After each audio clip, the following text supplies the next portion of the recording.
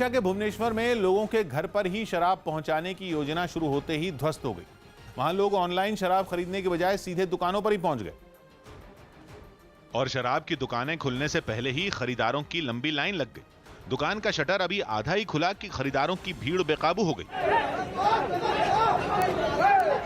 जिसे जहां से जगह मिली वो दुकान के अंदर घुसा और शराब की बोतलें और पेटियां खरीदकर ही बाहर निकला।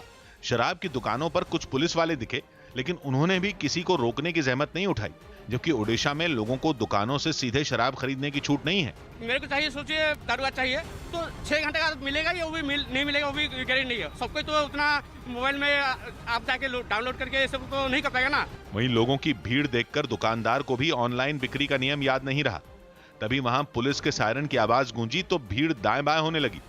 वहां गश्त के दौरान पहुंचे पुलिस वालों ने लोगों को हटाना शुरू किया, लेकिन शराब की खुली बिक्री रोकने की कोशिश इन पुलिस वालों ने भी नहीं की। उत्तर प्रदेश के भदोही में जमीन विवाद में दो पक्षों में जमकर मारपीट हो गई। 3 दिन पहले हुई इस घटना में कई लोग घायल हो गए थे, जिसका एक वीडियो अब सामने आया।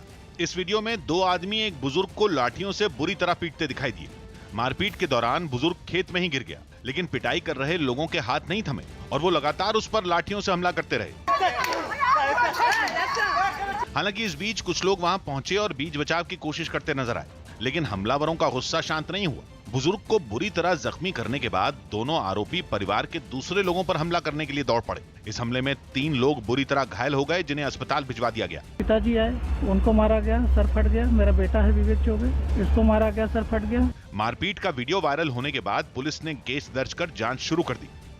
दिल्ली में कोरोना मरीजों के इलाज के लिए इंतजाम मजबूत करते हुए केजरीवाल सरकार ने कुछ निजी अस्पतालों को आदेश दिया है। जानकारी के मुताबिक दिल्ली सरकार ने 117 निजी अस्पतालों को 20% बिस्तर कोरोना मरीजों के लिए रिजर्व रखने का आदेश दिया है, ताकि कोरोना के मरीजों की संख्या बढ़ने पर उनका इलाज ठीक तरीके से किया जा सके। बताया गया कि ज्यादातर कोरोना मरीजों के निजी अस्पतालों में इलाज के लिए पहुंचने की वजह से सरकार ने यह फैसला लिया, जबकि सीएम ने बताया कि सरकारी अस्पतालों में अभी करीब 4000 बिस्तरों में 2500 बिस्तर खाली हैं।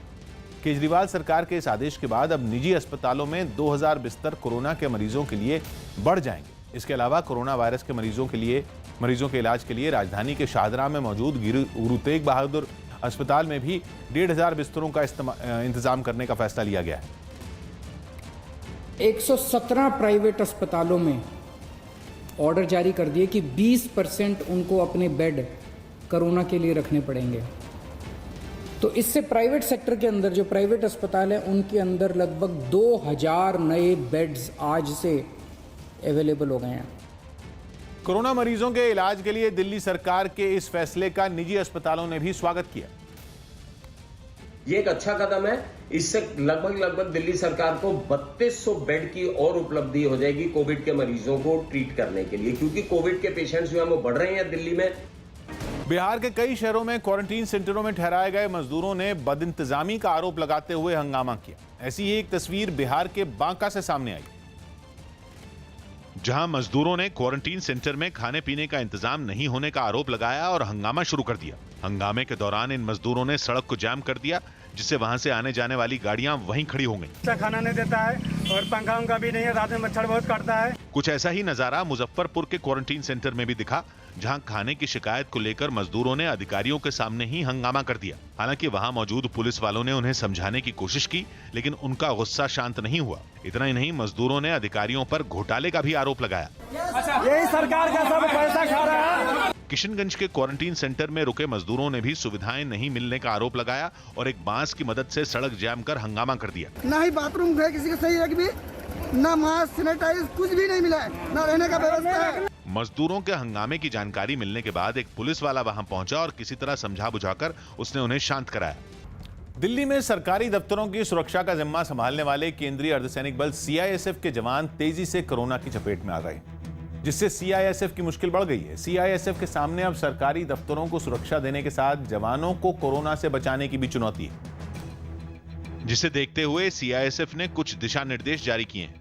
इनके तहत जवानों के लिए ड्यूटी के दौरान मास्क और दस्तानों के साथ फेस शील्ड लगाना भी जरूरी होगा।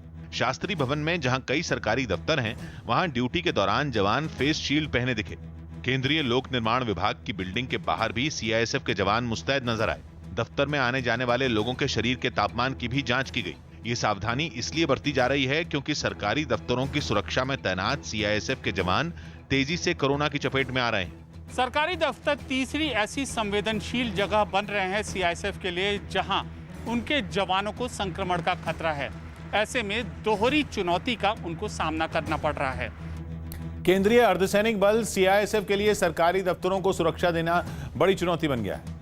दिल्ली में कुल 40 ऐसी सरकारी इमारतें हैं जिनकी सुरक्षा का जिम्मा सीआईएसएफ के पास है। इनमें कृषि भवन, शास्त्री भवन, नॉर्थ ब्लॉक और साउथ ब्लॉक प्रमुख हैं। साउथ ब्लॉक में तो रक्षा और विदेश मंत्रालय के दफ्तर भी हैं और पिछले 15 दिनों में इन सरकारी दफ्तरों की सुरक्षा करते हुए सीआईएसएफ के 7 जवान कोरोना की चपेट में आ चुके हैं और ये संख्या रोजाना के साथ बढ़ रही है, जिसने सीआईएसएफ का काम और भी मुश्किल कर दिया है। कोरोना के बीच अमेरिका की नौसेना ने एक ताकतवर लेजर गन का परीक्षण किया। अमेरिका ने दावा किया कि यह अपने आप में दुनिया का इकलौता हथियार है जो दुश्मन के विमान, ड्रोन या नावों को भी तबाह कर सकता है।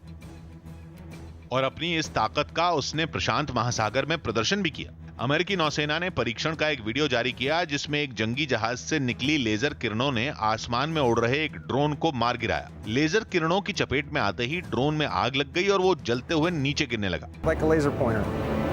There's a chamber inside with special materials that release photons. दावा किया गया कि ये खतरनाक हथियार भारी ऊर्जा पैदा करता है जिससे दुश्मन की नावें तक तबाह की जा सकती हैं। हालांकि अमेरिका पहले भी ऐसे एक हथियार का परीक्षण कर चुका है, लेकिन ये नई लेजर गन पुरानी के मुकाबले 5 गुना ज्यादा ताकतवर है। बताया गया कि ये लेजर गन रडार से जुड़ी है जो दुश्मन के विमान या जहाज के नजर आते ही उस पर निशाना साध लेती है। इसके बाद सिर्फ एक बटन दबाते ही इस गन से ताकतवर लेजर किरणें निकलती हैं जो लक्ष्य को तबाह कर देती हैं। यूपी के सुल्तानपुर में ट्रेन रोककर भागते मजदूरों का वीडियो वायरल हो गया। वीडियो के सामने आने पर मजदूरों पर कार्रवाई की गई। बताया गया कि मजदूरों ने ट्रेन की चेन खींचकर उसे रोक दिया और मजदूर ट्रेन से उतरकर भागने लगे, जिसका एक वीडियो भी सोशल मीडिया पर वायरल हो गया। वीडियो में मजदूर एक छोटे स्टेशन के बाहर अपना सामान उठाकर भागते नजर आए। मामले की जानकारी मिलने पर प्रशासन हरकत में आया और मजदूरों की धरपकड़ शुरू कर दी। बताया गया कि मजदूरों को पकड़कर पहले उनकी मेडिकल जांच की गई, फिर उन्हें क्वारंटीन सेंटर भेज दिया गया। जो लोग उतरे थे उनको इस मेडिकल स्क्रीनिंग कराकर क्वारंटाइन सेंटर भेजा गया है। से विधिक व्यवस्था के तहत कार्रवाई की जा रही है। हालांकि मजदूरों को क्वारंटीन कर दिया गया, लेकिन पुलिस के अधिकारी ने बताया कि ट्रेन रोकने के आरोप में मजदूरों पर कार्रवाई भी की जाएगी। बंगाल में अम्फन तूफान से हुई भारी तबाही के बाद एनडीआरएफ के साथ सेना भी राहत के काम में जुटी है। कोलकाता में सेना के कुछ जवानों ने तूफान में उखड़ गए पेड़ों को सड़कों से हटाने का काम शुरू किया, जिसके लिए सेना के ये जवान पेड़ काटने वाले औजार लेकर कोलकाता के एक इलाके में पहुंचे, जहां ये लोग सड़क पर गिरे हुए पेड़ों को औजारों की मदद से काटते हुए नजर आए, जबकि कुछ जवान पेड़ों की कटी हुई टहनियों को सड़क से हटाते दिखे। इस काम में सेना के जवानों को एक खुदाई करने वाली मशीन की भी मदद लेनी पड़ी। इस मशीन के अगले हिस्से पर सवार होकर 2 जवान एक गिरे हुए पेड़ को आरी की मदद से काटते हुए दिखाई दिए। The situation demands collective efforts by all the agencies, and in this testing times, we remain committed to the government of West Bengal and to the people of West Bengal. इस काम के दौरान सड़क किनारे घरों में मौजूद लोग खिड़कियों और बालकनियों से सेना के इस काम को देख रहे थे और कुछ लोग मोबाइल से वीडियो बनाते भी नजर आए। पाकिस्तान के कराची में ईद की नमाज पढ़ने के दौरान लोग सोशल डिस्टेंसिंग की बात भूल गए। इससे पहले सरकार ने ईद की नमाज पढ़ने के लिए लोगों से सोशल डिस्टेंसिंग का पालन करने की अपील की थी, जिसे पूरी तरह नजरअंदाज करते हुए एक मैदान में हजारों लोग एक साथ इकट्ठा हो गए। न तो किसी चेहरे पर मास्क दिखाई दिया और न ही एक दूसरे से दूरी बनाने का ख्याल ही किसी को आया। नमाज पढ़ने के लिए सभी लोग एक दूसरे के नजदीक खड़े रहे। हजारों की इस भीड़ में किसी के भी चेहरे पर कोरोना का खौफ नहीं दिखा। एक साथ नमाज पढ़ने पर किसी ने आपत्ति भी नहीं जताई। हद तो तब हो गई जब नमाज पढ़ने के बाद लोग एक दूसरे के गले मिलते नजर आए। ऐसा लगा कि कोरोना से बचने की अपील की परवाह किसी को भी नहीं थी। लोगों ने कोरोना से दुनिया की सलामती की दुआ तो की, लेकिन वो खुद अपनी सुरक्षा भूल गए। दुआ करते हैं हम भी कि अल्लाह ताला इस वबा से हमें जल्द से जल्द निजात अता फरमाए। हालांकि नमाज पढ़ने से पहले लोगों पर दवा का छिड़काव किया गया, लेकिन वो भी महज दिखावा ही था, क्योंकि वहां भीड़ इतनी थी कि सभी पर दवा का छिड़काव करना भी संभव नहीं था। मध्य प्रदेश के मंडला में लॉकडाउन में छूट के बाद नए नियमों का पालन करते हुए एक जोड़े ने सादगी से शादी की। बताया जा रहा है कि दूल्हा दुल्हन ने शादी से पहले कोरोना वायरस की जांच करवाई और कोरोना जांच की नेगेटिव रिपोर्ट देखने के बाद ही शादी की रस्में शुरू हुई। जब दूल्हा दुल्हन स्टेज पर पहुंचे तो सबसे पहले उन्होंने जांच रिपोर्ट की अदला बदली की और रिपोर्ट देखने के बाद ही जयमाल की रस्म निभाई गई। इस दौरान दूल्हा दुल्हन ने मास्क लगाए रखा। बताया गया कि दोनों पक्षों के लोगों ने कोरोना जांच की रिपोर्ट मांगी थी। एक दूसरे से हम लोगों ने अपनी जो है जांच की रिपोर्ट मांगी थी और उस आधार पे हम लोगों ने एक दूसरे की जांच रिपोर्ट देखी। क्योंकि जिस इलाके से बारात आई वहां कोरोना के कई मामले सामने आ चुके हैं, इसलिए शादी में डॉक्टर भी मौजूद रहे। डिंडोरी जो है संक्रमित एरिया है, इसलिए दूल्हा दुल्हन ने अपनी जो रिपोर्ट है वो एक दूसरे को दिखाई है। वहीं शादी में शामिल सभी लोग मास्क लगाए और सोशल डिस्टेंसिंग के नियमों का पूरी तरह पालन करते नजर आए। साथ ही कम खर्च में सादगी से शादी करने और एहतियात बरतते हुए कोरोना जांच करवाने की सभी लोगों ने बेहद तारीफ की। अयोध्या में लॉकडाउन के दौरान राम मंदिर निर्माण के लिए 4 करोड़ से ज्यादा का दान मिला। बताया गया कि राम मंदिर को बनाने के लिए लोगों ने ऑनलाइन भी दान किया और दान की रकम को राम जन्मभूमि तीर्थ क्षेत्र ट्रस्ट के खातों में जमा करवा दिया गया। कोरोना संकट में लॉकडाउन के बीच भी राम मंदिर के भव्य निर्माण के लिए करीब 4 करोड़ 60 लाख का दान मिला। बताया गया कि राम मंदिर के लिए जमीन को समतल करने का काम शुरू होने के बाद लोग इतने उत्साह में हैं कि लगातार दान दे रहे हैं, जिससे मंदिर निर्माण में पैसे की कमी ना हो। 4 करोड़ और 60 लाख जो दान के रूप में यह रामलला के खाते में आए हैं। बताया जा रहा है कि मंदिर निर्माण के लिए बहुत कम समय में ही 4 करोड़ से ज्यादा की रकम जमा हो गई, जिसे राम जन्मभूमि के लिए गठित ट्रस्ट के 2 अलग-अलग खातों में जमा करवा दिया गया। चीन के जियांग्शी प्रांत में बिना पायलट वाले हेलीकॉप्टर ने उड़ान भरी। बताया गया कि यह हेलीकॉप्टर सीमाओं की निगरानी के अलावा कई दूसरे काम कर सकता है और इसकी खास बात यह रही कि इसे उड़ाने में किसी पायलट की जरूरत नहीं पड़ी। बिना पायलट के ही हेलीकॉप्टर आसमान में उड़ गया। ड्रोन की तरह उसे भी दूर बैठकर ही कंट्रोल किया गया। हालांकि दावा किया गया कि यह ड्रोन से कहीं ज्यादा मददगार साबित होगा।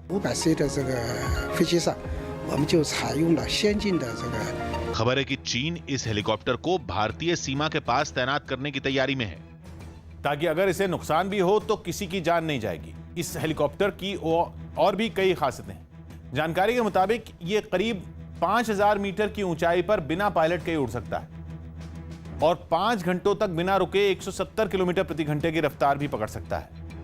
बताया गया कि इसके जरिए चीन अपनी सीमाओं की निगरानी करेगा, साथ ही आग बुझाने के काम में और किसी भी प्राकृतिक आपदा में भी यह मददगार साबित होगा। और सबसे खास बात यह कि यह अपने साथ 500 किलो वजन तक का सामान लेकर उड़ सकता है। केंद्रीय मंत्री सदानंद गौड़ा पर लॉकडाउन के नियम तोड़ने का आरोप लगा, क्योंकि दिल्ली से बेंगलुरु पहुंचने पर वो कर्नाटक सरकार के नियमों के मुताबिक क्वारंटीन नहीं हुए। सदानंद गौड़ा घरेलू विमान से वहां पहुंचे और एयरपोर्ट से बाहर निकलने के बाद अपनी गाड़ी में बैठकर चले गए, जबकि कर्नाटक सरकार ने नियम बनाया कि जो लोग घरेलू विमान से ऐसे राज्यों से आएंगे जहां कोरोना खतरनाक स्तर पर है, उन्हें 7 दिनों तक एक होटल में और फिर 7 दिनों तक अपने घर में क्वारंटीन होना होगा। लेकिन आरोप है कि दिल्ली से बेंगलुरु पहुंचे केंद्रीय मंत्री सदानंद गौड़ा ने यह नियम तोड़ा। हालांकि जब इस मामले ने तूल पकड़ा तो सदानंद गौड़ा ने खुद सफाई दी। उन्होंने अपने फोन में डाउनलोड किया गया आरोग्य सेतु ऐप दिखाकर दावा किया कि वो कोरोना से पूरी तरह महफूज हैं। यही नहीं, अपने काम का हवाला देकर उन्होंने दावा किया कि कुछ खास पदों पर काम कर रहे लोगों को नियमों में छूट दी गई है। By the state government as well as by the central government, I am coming under the exemption clause. They can't equate me with the other persons. UP के कन्नौज में 2 पक्षों के बीच मारपीट के बाद जमकर पथराव हुआ। बताया गया कि ये लोग किसी मामूली बात पर आपस में भिड़ गए और ये विवाद इतना बढ़ गया कि नौबत पत्थरबाजी तक पहुंच गई। इस बीच इलाके में रहने वाले सभी लोग अपने अपने घर में घुस गए। हंगामे के दौरान एक पक्ष के कुछ लोग एक मकान की छत पर चढ़ गए और एक दूसरे पर पथराव शुरू कर दिया। ऐसे में वहां सड़क पर ईंटों के कई टुकड़े और पत्थर पड़े दिखाई दिए। इलाके में हालात के बिगड़ने पर प्रशासन के कुछ अधिकारी भारी पुलिस बल के साथ वहां पहुंचे और हंगामे को शांत कराया। कुछ लोगों को हिरासत में भी लिया गया, पूछताछ की जा रही है। एहतियात के साथ ये सभी पुलिस वाले वहां पहुंचे और मुंह पर मास्क लगाए नजर आए। इजराइल की राजधानी यरूशलेम में कोर्ट के बाहर प्रधानमंत्री बेंजामिन नेतन्याहू के समर्थकों और विरोधियों ने प्रदर्शन किया। पीएम नेतन्याहू के खिलाफ कोर्ट में भ्रष्टाचार से जुड़े मामलों पर सुनवाई हो रही थी। तभी सैकड़ों की संख्या में लोग वहां इकट्ठा होकर प्रधानमंत्री के खिलाफ प्रदर्शन करते दिखाई दिए। इस प्रदर्शन में कई महिलाएं और बुजुर्ग भी नजर आए। उन्होंने बैनर और कई पोस्टरों के जरिए पीएम पर निशाना साधा।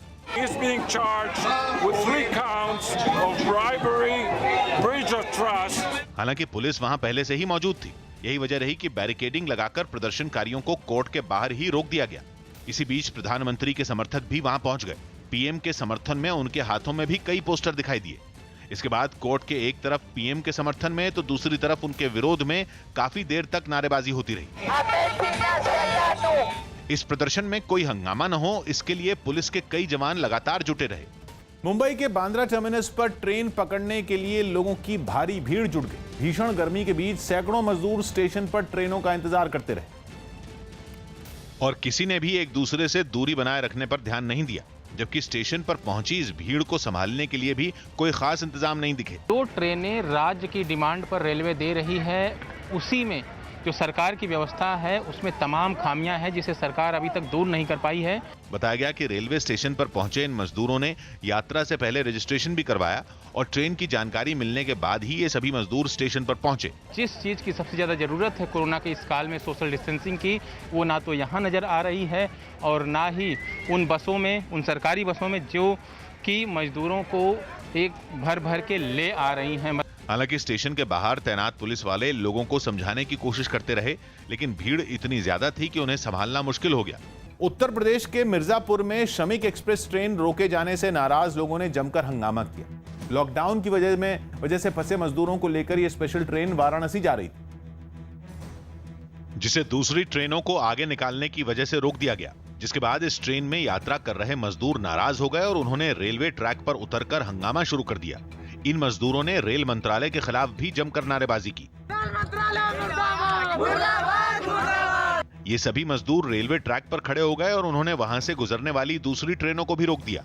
हंगामा बढ़ते ही कई पुलिस वाले वहां पहुंचे और प्रदर्शन कर रहे इन मजदूरों को शांत करने की कोशिश की, लेकिन मजदूर शांत नहीं हुए और रेलवे ट्रैक पर ही खड़े रहे, जिसके बाद पुलिस वालों ने किसी तरह इनकी ट्रेन को आगे बढ़ाया, जिसके बाद सभी मजदूर शांत हो गए और काफी देर से बंद पड़े इस रूट को खोला जा सका।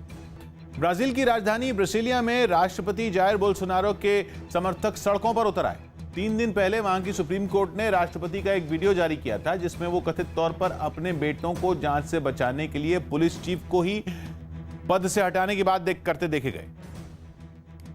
जिसके बाद राष्ट्रपति जायर बोल्सोनारो के समर्थकों का गुस्सा सुप्रीम कोर्ट पर फूट पड़ा और वो अपने नेता के बचाव में सड़कों पर उतर आए। राष्ट्रपति के समर्थन में उनके महल के सामने भी बड़ी संख्या में लोगों की भीड़ उमड़ पड़ी। इस दौरान कई लोग हाथों में अपने देश का झंडा पकड़े दिखाई दिए, जबकि कई समर्थक वहां पोस्टर और बैनर के साथ मौजूद नजर आए, जिसमें उन्होंने राष्ट्रपति के समर्थन और सुप्रीम कोर्ट के विरोध में नारे लिखे हुए थे। Fortalecido, né? As pessoas tiveram a oportunidade de ver que o presidente da República। थोड़ी देर बाद राष्ट्रपति जायर बोल्सोनारो खुद भी अपने चाहने वालों के बीच पहुंचे और साथ देने के लिए उनका शुक्रिया अदा किया। इस दौरान न सिर्फ वहां जुटे लोगों ने नियमों की धज्जियां उड़ाई, बल्कि राष्ट्रपति ने खुद भी उनका सही तरीके से पालन नहीं किया। उनके साथ वहां मौजूद किसी भी इंसान ने तय दूरी तक का ख्याल नहीं रखा। ज्यादातर लोग बिना मास्क के ही नजर आए। देश के अलग अलग शहरों में फसल को बर्बाद कर चुकी लाखों टिड्डियों ने अब जयपुर की सड़कों का रुख करके लोगों की मुसीबत बढ़ा दी। इन टिड्डियों ने आयकर भवन के दफ्तर पर भी धावा बोल दिया, जिन्हें भगाने के लिए वहां मौजूद कर्मचारियों ने जगह जगह आग जलाकर धुआं किया और उन्हें भगाने की कोशिश में जुटे दिखे। एक पेड़ पर बड़ी संख्या में मंडरा रही टिड्डियों को भी वहां से भगाने के लिए धुआं किया गया। पेड़ पे मतलब बहुत मतलब ज्यादा है। पेड़ पे ज्यादा आप देखिए कि ये पेड़ पे बिल्कुल अभी ये धुआं किया तो उड़ने लगी ये टिड्डियां। आयकर भवन के मेन गेट पर भी कुछ लोग आग लगाकर धुआं करते नजर आए। शहर की दूसरी इमारतों के आसपास भी टिड्डियां नजर आईं। इस बीच राजस्थान सरकार में कृषि मंत्री लालचंद कटारिया ने भरोसा दिया कि टिड्डियों पर जल्द काबू पा लिया जाएगा। तो इसमें लगे हुए हैं कि किस तरीके से जहाँ जहाँ ये शहर में उधर है उसको तो हम बाहर ले जाके दूसरी जगह जहाँ बैठेगी सेकंड फेज में वहाँ मारने की कोशिश करेंगे। टिड्डियों के झुंड की वजह से सड़कों से गुजर रहे लोग भी परेशान दिखे। सड़क से कुछ ही ऊंचाई पर ये टिड्डियां उड़ती दिखाई दी, जिससे लोगों को गाड़ी चलाने में दिक्कतों का सामना करना पड़ा। ऑस्ट्रेलिया के मॉरवेल शहर में बिजली घर की 8 चिमनियां विस्फोटक लगाकर गिरा दी गई। जिन चिमनियों को गिराया गया उनका इस्तेमाल कई साल से नहीं किया जा रहा और इस्तेमाल में नहीं होने की वजह से बिजली घर की 8 चिमनियों को गिरा दिया गया। 137 मीटर ऊंची चिमनियों को गिराने से पहले आसपास के इलाके को खाली कराया गया। इसके बाद सभी चिमनियों के निचले हिस्से में विस्फोटक लगाए गए और फिर धमाके के साथ एक एक कर सारी चिमनियां गिरती चली गईं। चिमनियों के जमीन पर गिरने की वजह से वहां धूल का गुबार छा गया। पूरे इलाके में धूल फैलती दिखाई दी। धूल का गुबार रिहायशी इलाकों तक न पहुंचे, इसके लिए वहां पानी की बौछार की गई। इस घटना का एक दूसरा वीडियो भी सामने आया, जिसमें बिजली घर की 8 चिमनियां एक एक कर जमीन पर गिरती दिखाई दी। इस दौरान वहां कुछ लोग भी नजर आए जो मोबाइल फोन से चिमनियों के गिरने का वीडियो बनाते दिखाई दिए। जम्मू कश्मीर के कुलगाम में सुरक्षा बल के जवानों ने मुठभेड़ के दौरान 2 आतंकियों को मार गिरा। मारे गए दोनों आतंकी अंसार गजवतुल हिंद नाम के संगठन से जुड़े थे और हमले की फिराक में इलाके में छिपे हुए थे। जिसकी सूचना मिलते ही सुरक्षा बल ने पूरे इलाके की घेराबंदी कर आतंकियों की तलाश में सर्च ऑपरेशन शुरू किया। जैसे ही सुरक्षा बल के जवानों का दस्ता खुर गांव के एक घर के पास पहुंचा, तभी आतंकियों ने उन पर फायरिंग शुरू कर दी। फौरन सुरक्षा बल ने भी मोर्चा संभाला और फिर मुठभेड़ के दौरान घर के अंदर छिपे दोनों आतंकियों को ढेर कर दिया। मारे गए दोनों आतंकियों में एक की पहचान आदिल अहमद वानी के तौर पर हुई है, जो अंसार गजवतुल हिंद का कमांडर था और सुरक्षा बल को उसकी कई दिन से तलाश थी। इस घटना के बाद सुरक्षा बल के जवानों ने पूरे गांव को घेर लिया और मुठभेड़ में मारे गए आतंकियों के साथियों की तलाश तेज कर दी। कोरोना के खतरे के बीच कई राज्यों में आग उगलते मौसम में पुलिस वालों के लिए ड्यूटी करना मुश्किल हो गया। सबसे ज्यादा चुनौती उन राज्यों में है जहां कोरोना के मरीजों की संख्या तेजी से बढ़ रही है, जिनमें मध्य प्रदेश का भोपाल भी है, जहां लॉकडाउन में ज्यादा छूट नहीं दी गई। ऐसे में नियमों का पालन कराने के लिए पुलिस के जवान भीषण गर्मी में लगातार ड्यूटी देते दिखे। आप लोगों की ड्यूटी और कठिन हो गई गर्मी की वजह से? गर्मी की वजह से तो हुई है, ड्यूटी तो करनी पड़ेगी। तो गर्मी से बचने के लिए क्या कर रहे हैं? हमारे विभाग वालों ने सर छाते लगाए हैं, हम लोगों को पानी वगैरह सब मिलता है, ORS का घोल शाम को नाइट में मतलब काढ़ा वगैरह सब दिया जाता है हम लोगों को। भोपाल की तरह दिल्ली में भी भीषण गर्मी के बीच पुलिस वाले सड़कों पर ड्यूटी करते नजर आए। हालांकि जवानों को गर्मी के सितम से बचाने के लिए वहां टेंट के साथ कई दूसरे इंतजाम भी नजर आए। गर्मी से बचने के लिए यहाँ पर एक छोटा सा टेंट लगवाया, टेंट के अंदर ही पानी पीने के लिए यहाँ पर व्यवस्थाएं की गई हैं, कैन वगैरह रखा गया है पानी पीने के लिए यहाँ पर। राजस्थान के जैसलमेर में तो जवान भीषण गर्मी में सीमा पर डटे दिखे। 45 डिग्री के तापमान में जवानों को ऊंटों पर गश्त करते हुए देखा गया। कोलकाता में अम्फन तूफान से हुई तबाही के बाद लोगों के सामने बिजली और पानी की समस्या खड़ी हो गई। वहां राहत और बचाव के काम से नाखुश लोग सड़क पर उतर आए। तूफान की वजह से कोलकाता में बहुत ज्यादा बर्बादी हुई और कई दिन बीत जाने के बाद भी वहां के कई इलाकों में तबाही का मंजर नजर आया। लोग बिजली और पानी के लिए परेशान दिखे। नौबत यह आ गई कि राज्य सरकार तक अपनी बात पहुंचाने के लिए चारू मार्केट इलाके में लोगों ने सड़क पर पेड़ रखकर रास्ता रोक दिया और प्रदर्शन करने लगे। इन लोगों में कई महिलाएं भी शामिल थी। हंगामा बढ़ा तो पुलिस वाले लोगों को समझाने पहुंचे और उन्होंने बीच सड़क से पेड़ हटाया, लेकिन बिजली और पानी नहीं मिलने से बेहाल लोगों का गुस्सा शांत नहीं हुआ। वो पुलिस से बहस करते दिखे। प्रदर्शन करने वाले लोगों ने आरोप लगाया कि अम्फन तूफान के तांडव के बाद बिजली विभाग ने लापरवाही बरती। यहाँ पर दक्षिण कोलकाता में चारू मार्केट एरिया में ये महिलाएं खुद प्रदर्शन कर रही हैं, इन्होंने रास्ता रोका। क्या हाल है आप लोगों का? 6 दिन से कोई यहाँ पर सियासी नहीं है।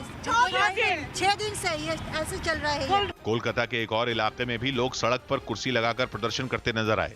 वहाँ के नेताजी सुभाष चंद्र बोस रोड के आसपास तूफान की वजह से हालत बेहद खराब दिखी। सड़क पर पेड़ गिरे नजर आए और लोग उनके बीच कुर्सी लगाकर बैठ गए और बंगाल की राजधानी में बदहाली पर अपना गुस्सा जताया। इतना बुरा हाल A1 मेट्रो सिटी से तो मेरा कोई उम्मीद नहीं था। हम लोग जी के मर रहे। कोलकाता में अम्फन तूफान आने के बाद करीब 130 किलोमीटर प्रति घंटा की रफ्तार से हवाएं चल रही थीं, जिसकी वजह से ढेरों पेड़ उखड़ गए थे। इन पेड़ों के गिरने की वजह से जगह जगह बिजली के तार टूट गए थे और बिजली की व्यवस्था ठीक करने के लिए पेड़ों को हटाना जरूरी है। लिहाजा राज्य सरकार ने ओडिशा से मदद ली और वहां से आई राहत और बचाव की टीम पेड़ों को काटती नजर आई। मुंबई में ट्रेनों और बसों की जानकारी नहीं मिलने से मजदूरों की परेशानी बढ़ गई। बताया गया कि जब ट्रेनों से जाने की कोई व्यवस्था नहीं हो पाई तो मजदूर बसों से अपने घर जाने के लिए निकल पड़े। लेकिन वहां भी उन्हें मायूस ही होना पड़ा, क्योंकि कौन सी बस उनके शहर तक जाएगी इसकी कोई जानकारी उन्हें नहीं मिल पाई। लिहाजा मजदूरों को सड़क के किनारे ही कई घंटों तक इंतजार करना पड़ा। इन लोगों में कई महिलाएं और बच्चे भी दिखाई दिए। उनके लिए ये भारी मुसीबत की घड़ी थी, क्योंकि बच्चे कड़ी धूप में रोते बिलखते रहे। बड़ी संख्या में यहाँ पर यूपी और बंगाल के जाने वाले मजदूर हैं। आप देखिए यहाँ पर वो अपने घर जाना चाहते हैं, लेकिन उन्हें कुछ जानकारी नहीं मिल रही है कि आखिर यहाँ से बस जाएगी कि नहीं। बताया गया कि इन लोगों ने ट्रेनों से जाने के लिए भी तमाम कोशिशें की, लेकिन उसका कोई फायदा नहीं हुआ। उन्हें ट्रेन की टिकट ही नहीं मिल पाई। वहीं बंगाल में तो ट्रेन जाएगी भी या नहीं ये भी अभी तक साफ नहीं हो पाया। ऐसे में उन्होंने बस के लिए इंतजार करना ही मुनासिब समझा। बसों के इंतजार में बैठे लोगों ने मास्क तो लगा रखे थे, लेकिन इस परेशानी में वो सोशल डिस्टेंसिंग की बात भूल गए। राजस्थान के बाद अब टिड्डियों ने मध्य प्रदेश और उत्तर प्रदेश के किसानों की मुश्किलें बढ़ा दी हैं। कोरोना वायरस की वजह से पहले से ही परेशान किसान अब टिड्डियों के हमले से मुसीबत में हैं। क्योंकि भारी संख्या में पहुंची इन टिड्डियों से खेतों में खड़ी फसल के बर्बाद होने का खतरा बढ़ गया है। यही वजह रही कि उत्तर प्रदेश के झांसी में कई किसान घंटियां बजाकर खेतों से इन टिड्डियों को भगाते दिखाई दिए। कुछ इलाकों में तो लाखों टिड्डियां मकानों के ऊपर मंडराती हुई नजर आईं, जिसकी वजह से लोगों का बाहर निकलना तक मुश्किल हो गया। किसानों ने बताया कि टिड्डियों ने खेतों में लगी सब्जियों की पूरी फसल बर्बाद कर दी। सड़गड़ रही थी फसल, पहले बिक नहीं रही थी, लॉकडाउन लगो रहो। अब ये टिड्डियां यहाँ सुबह सबरी खा गई। मध्य प्रदेश के मंदसौर से भी कुछ ऐसी ही तस्वीरें सामने आईं। टिड्डियों को भगाने के लिए दमकल विभाग की एक गाड़ी से पेड़ों में दवा का छिड़काव किया गया, जबकि लाउडस्पीकर के जरिए संगीत बजाकर भी इन टिड्डियों को भगाने की कोशिश की गई। अधिकारियों ने बताया कि टिड्डियों को भगाने के लिए प्रशासन की कई टीमें लगातार काम कर रही हैं। जहां कहीं भी वो उतरने की कोशिश कर रहे हैं तो जो ट्रेडिशनल तरीके हैं और जो इंस्ट्रूमेंटल तरीके हैं उसका इस्तेमाल करके उनको उड़ा रहे हैं।